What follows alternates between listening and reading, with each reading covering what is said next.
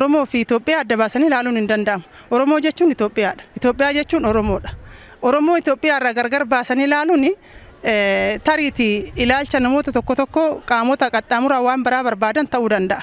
Garuu dhugaan jirtu Itoophiyaan Oromoo malee utubamtee jiraachuu hin dandeessu jechuudha. Oromoo jechuun Itoophiyaadha. Itoophiyaa jechuun Oromoodha. Hapheen Itoophiyaa Oromoodha waan ta'eef gargar baasanii ilaaluun hin danda'amu.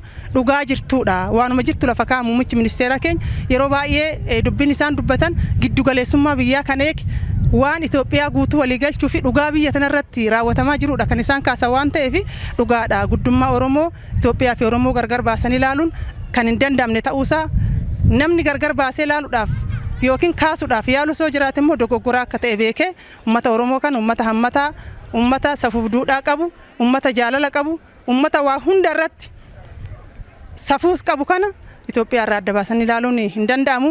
Kitaaba ida'amuu keessattis muummichi ministeera keenya bal'inaan teechisaniitii jiru. Achi keessatti immoo waa bal'aa laaluun hin danda'ama. Namni dubbisee argachuu danda'a. Muummichi ministeera keenya waanuma qabatamaan lafa kanarra jiru kaasa waan ta'eef dhugaadha waan jedhu kana kaasuuf yaala. Dr. Abiyyi OBN irratti dhiyaatanii waa'ee Oromoo irratti yaada gaazexeessonni gaafatan gaafa kennan dhagaatiin turre. Uummanni Oromoo uummata guddaa akka ta'ee fi biyya kana keessatti uummata bal'aa, uummata guddaa, uummata Itoophiyaa keessatti seenaa ol aanaa akka qabuu fi biyya fottoquu hin dandeenye Oromiyaa irraa bakka tokkotti fottoqii gaafatu. Oromoon garuu fottoquu kan dandeenye handhuura biyya kana Itoophiyaadhaa ol akka ta'e. Oromiyaa jechuun Itoophiyaadhaa ol akka ta'ee fi bal'inaan isaan kaasaniitiin hin tiranii keessattuu biyya tana ijaaruu keessatti yeroo garaagaraa keessatti gahee guddaa fudhateera. Oromoon waraana Adawaa irratti gahee guddaa fudhateera.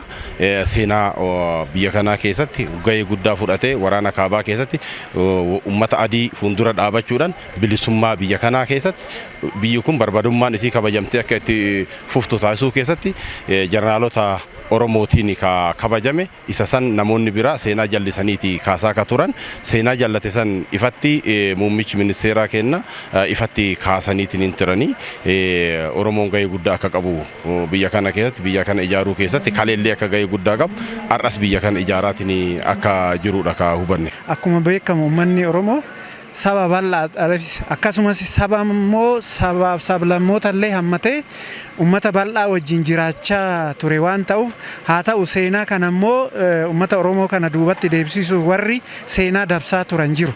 Haa ta'u immoo uummanni Oromoo amma yeroo kana keessatti qabsoo garaagaraa gaggeeffameen uummanni Oromoo akkuma aadaa tanaan dura waan gaarii hojjechaa ture seenaa waloo hojjechaa ture san ammas biyya garaagaraa keessa uummanni Oromoo kun kan jiruu fi uummata bal'aa wajjin kan jiraatu waan ta'eef ani ibsi kenname kunillee ibsa gaariidha. Ibsi isaan kennan baay'ee waan namatti toluu fi waan nama gammachiisu waan ta'eef amma Oromiyaan daarii haga daariitti duraa duubatti qulqulloofte bilisoomtee jirti jechuun isaa baay'ee nu gammachiisa. Ilmaan Oromoo hacuucamuun qabdu jechuun isaa nutti tola.